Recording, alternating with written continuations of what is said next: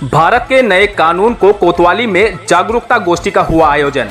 SSP ने कहा कि नए क्रिमिनल कानूनों में महिलाओं, बच्चों और जानवरों से जुड़ी हिंसा के कानून को सख्त किया गया है।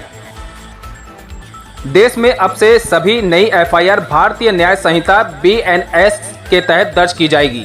हालांकि जो मामले 1 जुलाई से पहले दर्ज किए गए हैं, उनके अंतिम निपटारा होने तक केसों में पुराने कानून के तहत केस चलता रहेगा।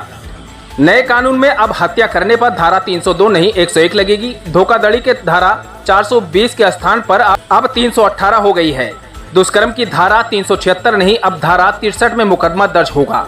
वहीं शादीशुदा महिलाओं को फुसलाना अब अपराध है, जबकि जबरन अप्राकृतिक यौन संबंध अब अपराध की कैटेगरी में नहीं आएगा। आज 1 जुलाई से देश भर में 3 नए क्रिमिनल कानून लागू होने से ये बदलाव हुए हैं। नए क्रिमिनल कानूनों में महिलाएं, बच्चों और जानवरों से जुड़ी हिंसा के कानून को सख्त किया गया है।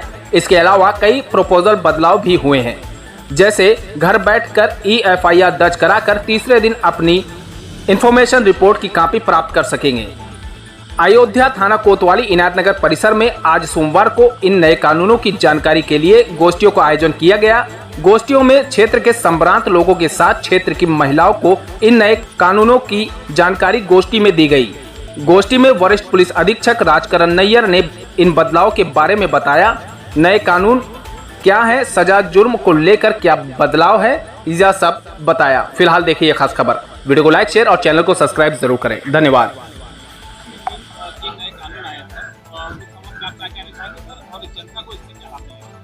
देखिए, भारत की संसद के द्वारा जो 3 नए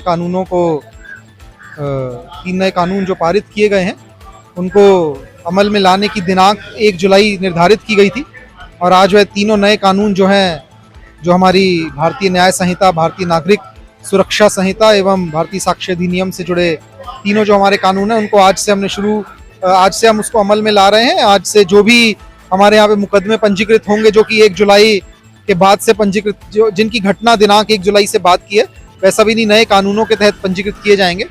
इन तीनों नए कानूनों के संबंध में जो मंथन है, वह पूर्व से चल रहा था, जिसमें भारत के विभिन्न बुद्धिजीवियों के द्वारा जो विभिन्न स्टेक होल्डर्स हैं, उन सब के द्वारा अपने विचार व्यक्त करते हुए क्या क्या बदलावों की आवश्यकता है जो कि उपयोगी साबित हो, उनको ध्यान केंद्र में रखते हुए इनको बनाया गया था। पूर्व से इन कानूनों के अमल होने की डेट जो है वह निर्धारित कर दी गई थी, जिसके क्रम में उत्तर प्रदेश सरकार व पुलिस मुख्यालय के द्वारा समय समय पे प्रशिक्षण कार्यक्रम का आयोजन किया गया था, जिससे जितने भी मेन रिस्पॉन्डर्स हैं, कोई शिकायतकर्ता यदि थाने पे आता है, तो जिन लोगों को उनकी शिकायत को लेकर के नए 3 कानूनों के तहत कार्रवाई करनी है, उन सबकी ट्रेनिंग काफी समय से प्रचलित है। पिछले 6 महीने से विभिन्न टुकड़ियों में सभी को एक साथ ना भेज करके सभी सब इंस्पेक्टर्स, जितने भी हमारे कांस्टेबल्स, हेड कांस्टेबल्स हैं, इंस्पेक्टर्स हैं, सीनियर राजपत्रित अधिकारी हैं, उन सब की ट्रेनिंग का आयोजन किया गया था। समय समय पे विभिन्न मॉड्यूल्स, विभिन्न जो हमारे इससे जुड़े हुए रिस्पॉन्डर्स हैं, उनके लगाए गए थे, जिसके तहत हम सब लोगों को तैयार किया गया था। आज जब ये 3 नए कानून अमल में लाए गए हैं, इसके संबंध में जो भी इनसे जुड़े लोग हैं, जो क्षेत्र की जनता है, अन्य लोग हैं, जो कि जिनको जब भी आवश्यकता पड़ेगी तो इन कानूनों के संबंध में वो होगा, उनको इसकी जानकारी हो, वह इसके बारे में अवेयर हो। उसके लिए आज जनपद अयोध्या में सभी थाना क्षेत्रों में